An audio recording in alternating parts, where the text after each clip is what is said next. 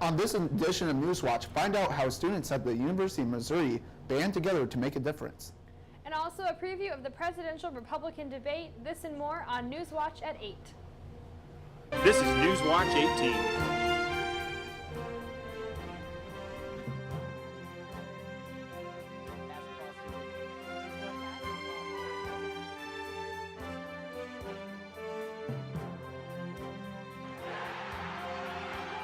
Newswatch 18 starts now. Welcome to Newswatch at 8. I'm Garrett Kroeger. And I'm Dakota Carpenter. Thanks for watching. This week, classes will resume as normal, but not everything is the same at the University of Missouri campus. Protests began to emerge last week at the University of Missouri, which has led to the resignation of the university's president as well as the school's chancellor. Black student leaders had brought up their frustration over students that openly used racial slurs, as well as other incidents. Things began to escalate on Saturday when 30 black members of the football team tweeted that they wouldn't continue to play until the president, Tim Wolf, resigns. Donald Trump recently weighed in on the controversy surrounding Starbucks' decision to abandon its Christmas-themed cups. On Monday, Trump told a crowd in Illinois, quote, that if I become president, we're all going to be saying Merry Christmas again. That I can tell you, end quote. Starbucks decided to abandon the symbols of the season, which included reindeer and ornaments, and instead decided to use a simple two-toned red cup. Some Christian leaders are accusing secular businesses for waging a war on Christmas, which has prevented customers from sharing Christmas greetings.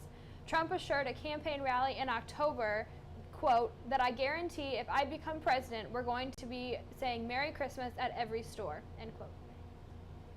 Today's primetime Republican debate will be the first debate this cycle that will only feature 8 of the candidates from the unusual large field of the candidates. 2 candidates, Chris Christie and Mike Huckabee, are bumped to undercard debate, which will air before the primetime debate. Some things to watch out for include the series of questions that have begun to emerge about the frontrunner candidate, Ben Carson. Another thing to watch out for will be Marco Rubio. Rubio's poll numbers are on the rise, but there are some issues that are surrounding the Florida senator, which include his use of the Florida Republican charge card for personal use and his attendance record in the Senate. It will be interesting to see which candidate will be the winner of today's debate. Faced with declining enrollment, Georgia officials are combining a historically black state university with a 2-year state college that also has a high minority student body. Albany State University's 3,500 students will join with Darton State College's 5,500 students under the plan approved Tuesday by the State Board of Regents, creating what they expect will be a stronger institution that retains its black majority while also avoiding the criticism that has met similar proposals in other southern states. Albany State University's name majority black status and its interim president and will remain in place as the two institutions merge. Based on this fall's combined enrollment, 62% of students at both schools identified as black. Georgia officials said Albany State is a top choice for Darton State students who go on to 4-year college. In a country that is already threatened by heavy pollution emissions, China is facing even more problems as thick haze is shrouding a large area of a northeastern part of the country. It started on the weekend as temperatures dropped and cities started burning coal to keep it warm.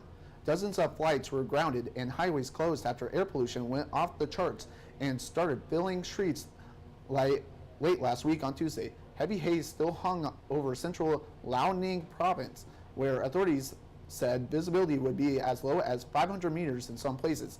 Heavy haze occurs when humidity is less than 80% and visibility is less than 2 kilometers. In lighter news for the country of China, officials have recently decided to end the one-child policy, announcing that all married couples will be allowed to have 2 children. The one-child policy was in effect for several decades. China's leadership realized that the former policy led to a skewed ratio of males to females. Males have been favored over females, which has caused some families to resort to infanticide to ensure that they didn't have a daughter. The president of China, Xi Jinping, is hopeful that by lifting this ban, labor supply will increase and the difficulties of having a constant aging population will cease. A woman in New York has been sentenced to 6 months of jail time and 500 hours of community service for stashing her deceased mother's corpse in her house while she continued to cash her mother's benefit checks. Mary Christing's mother passed away in October of 2013 and never called authorities to take her mother's body. According to authorities, police found the body last December, over a year since she has passed.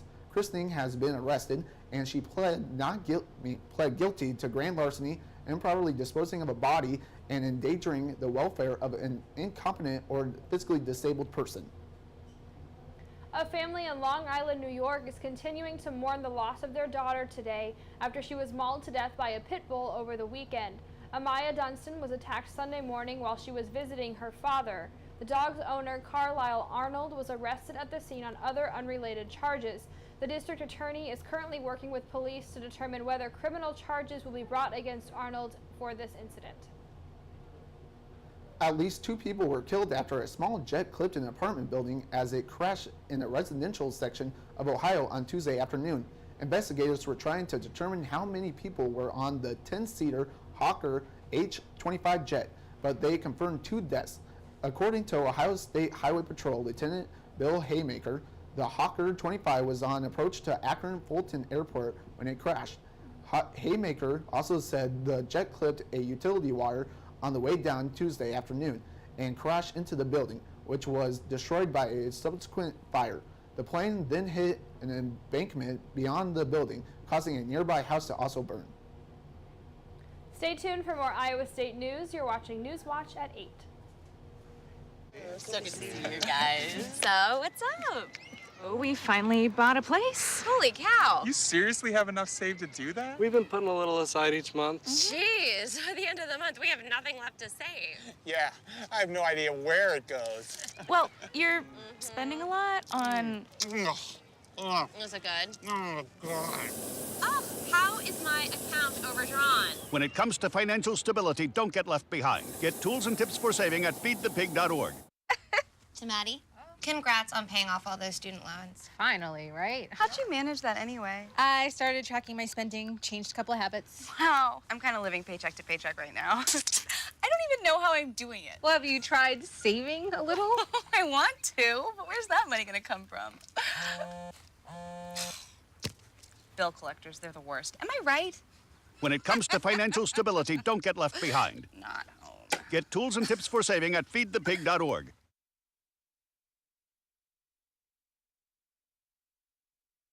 Investigating a death of a male ISU student that occurred overnight.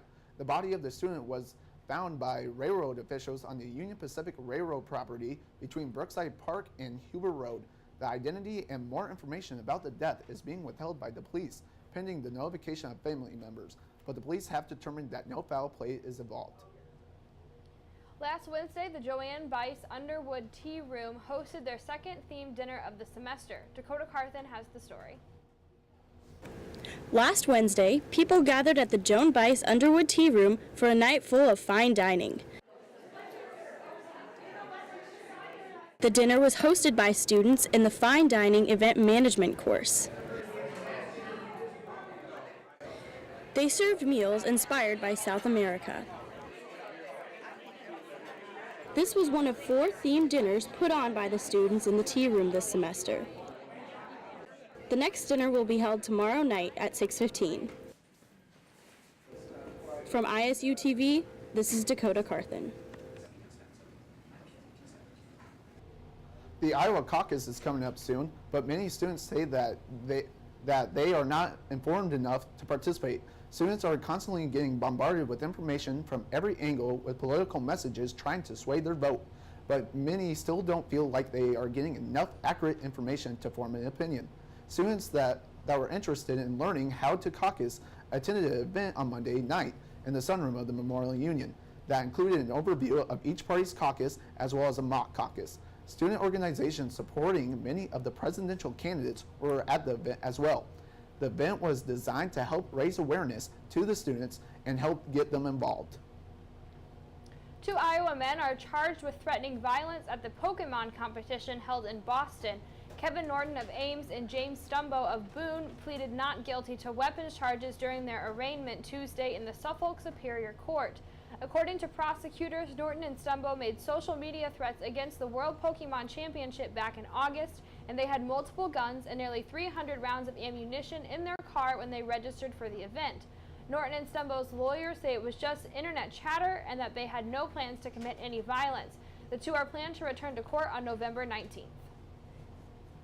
Last Thursday, a West Des Moines mother was arrested after attempting to steal 27 articles of clothing from Walmart. Melissa Brady, 30, attempted to steal the clothing by placing them inside her baby's stroller. According to the police report, workers noticed Brady selecting and placing items on her stroller, placing them on or in the stroller. She then went into the restroom with the stroller. Brady then came out with only 4 items visible to employees. After noticing only 4 items, a worker went into the restroom and found no clothing. A loss prevention officer then stopped Brady, and Brady then admitted to stealing the articles of clothing. According to the police report, Brady stole around $1,900 worth of clothing.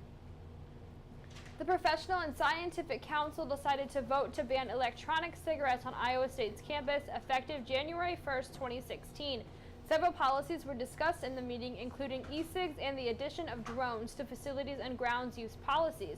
Representatives say that it's just a health issue and it sends a positive thing for the entire campus community. This is an opportunity where it's free of smoking.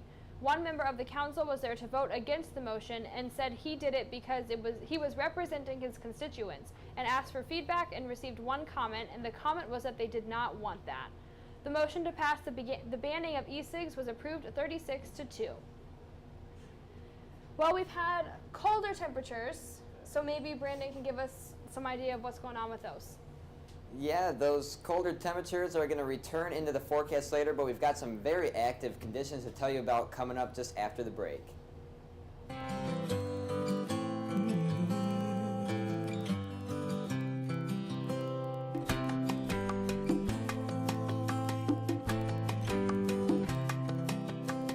Verde, verde, verde, es tu hogar, es tu ambiente. La prueba de ratón, la salud la protege. Hazlo verde, verde, verde. El vivir verde es asegurarse que el aire en su hogar es saludable para su familia. Asegúrese de hacer una prueba de radón en su hogar. Es fácil. Para saber más, llame al 866-528-3187. Proteja la salud y el bienestar de su familia. Haga la prueba de radón en su hogar. Eso es vivir de manera saludable y verde. La prueba de ratón, la salud la protege. Hazlo verde, verde, verde. La prueba de radón es fácil. Solo llame al 866-528-3187. In the small town of Elmira, New York, a boy was born into an all-American family. The odds of him opening his own clothing store at the age of 18? 1 in 138,000. Excited to be a part of pop culture, he packed for the big city. The odds of finding someone to invest in his vision? 1 in 4.5 million. The odds of him achieving his dream in the fashion industry? 1 in 23 million.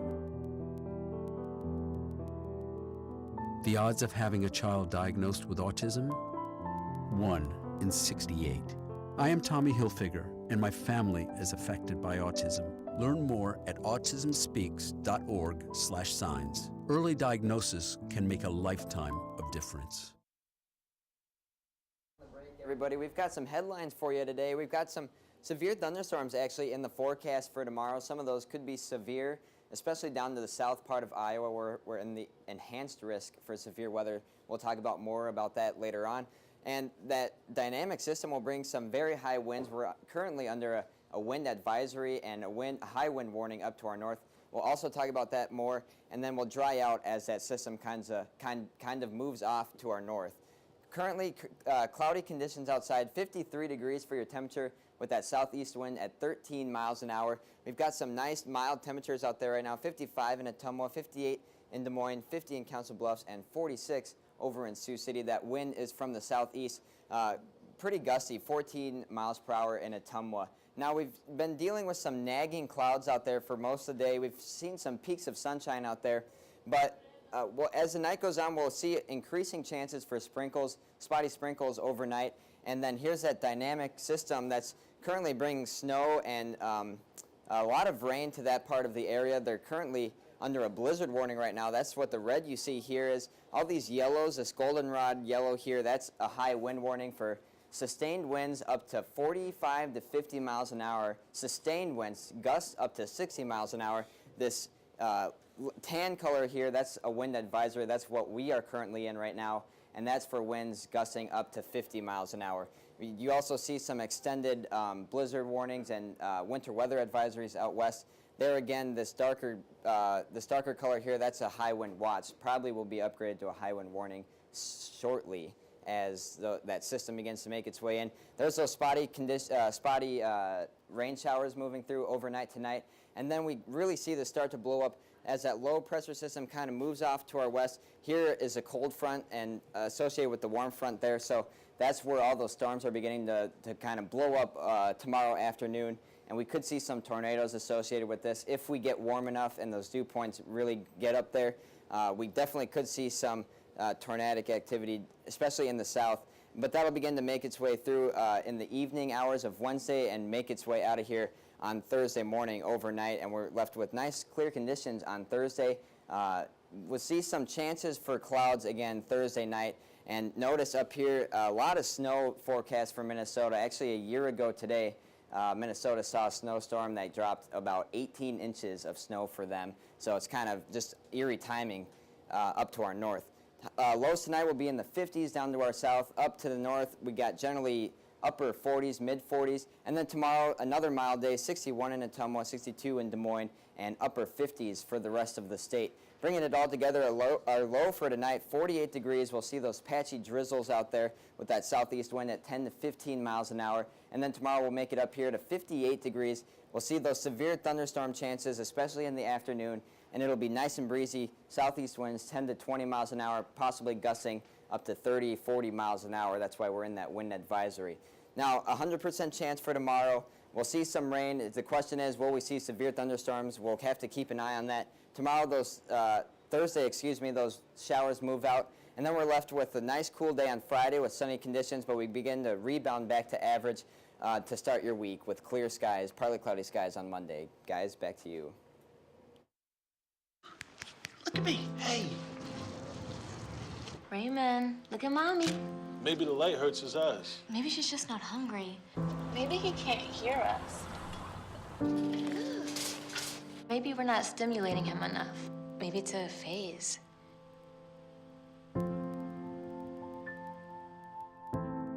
Avoiding eye contact is one early sign of autism.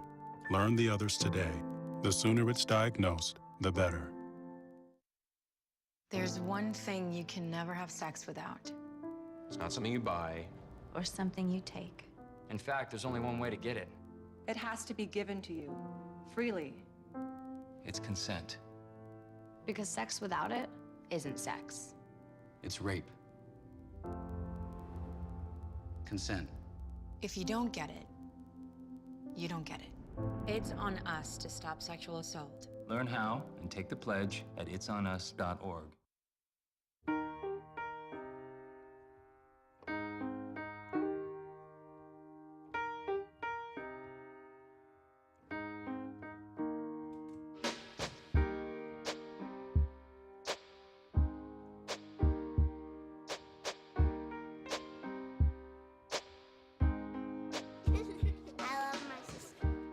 Doesn't see race. Love is love.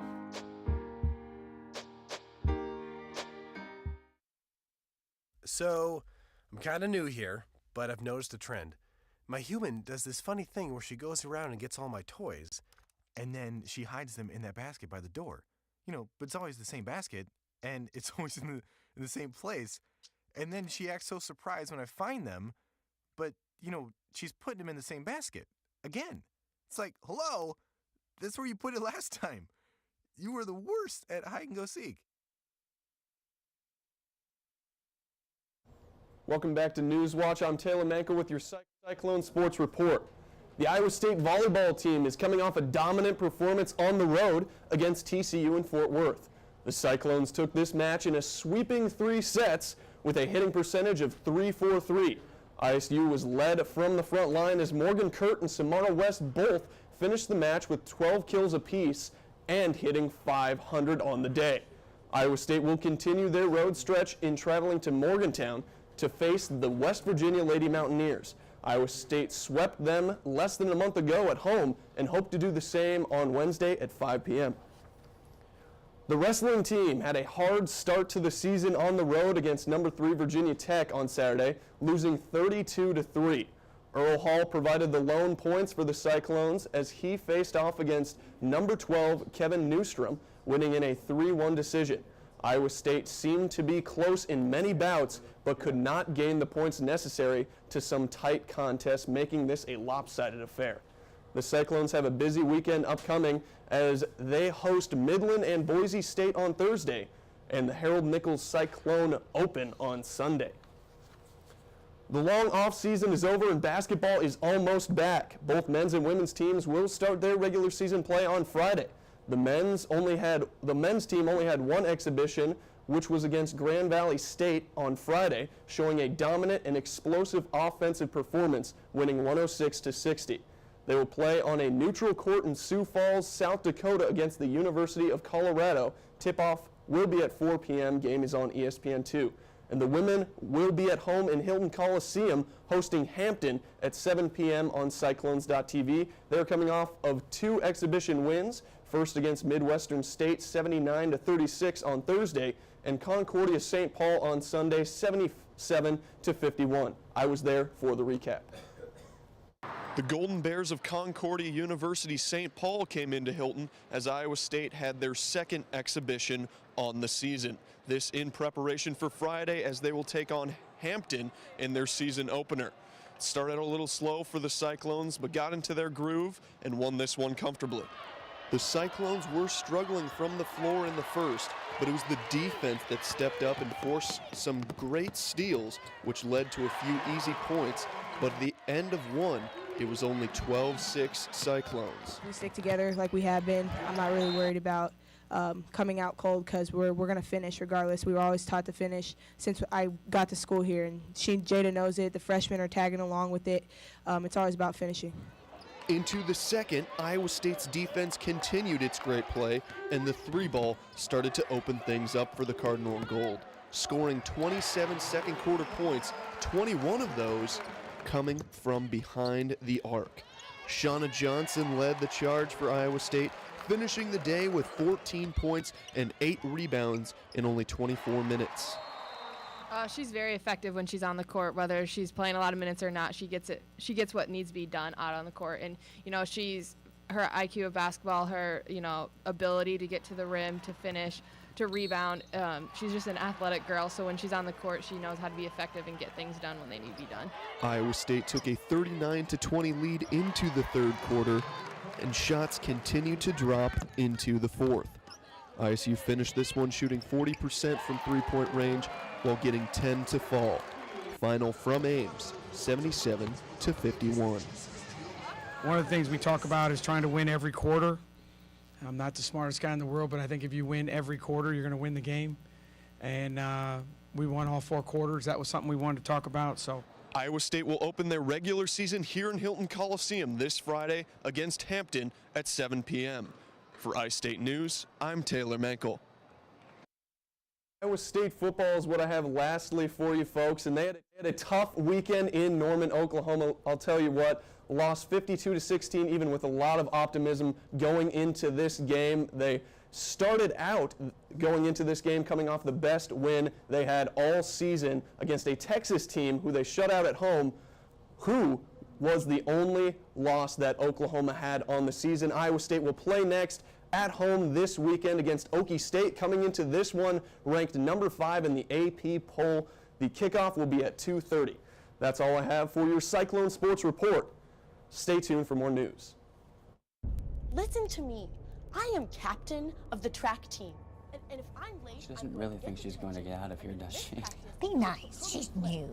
Hello, is anyone there? Ugh! Wow. Even from our standards, you look awful. Oh, sweetie, what happened? Me? My friend Becky got to talk to this super cute boy, and I tried to act like I wasn't jealous, but I so totally was. And then out of nowhere, this concrete barrier just popped up. Maybe it was a semi. You mean you were driving? Yeah. I mean, I know the whole eyes on the road thing, but this was a super important text. maybe you have to know, Becky. Texting? Great. But it was only like 5 seconds, and I'm a really, really fast texter, so it wasn't even a big deal. Actually, has she texted me back yet? Wow, I get like no bars in this place. I wonder if they have Wi-Fi here.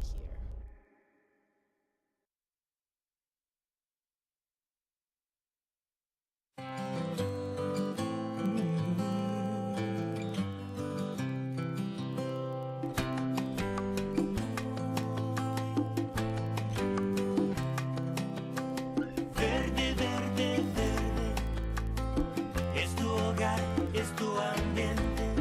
La prueba de ratón, la salud la protege. Hazlo verde, verde, verde. El vivir verde es asegurarse que el aire en su hogar es saludable para su familia. Asegúrese de hacer una prueba de radón en su hogar.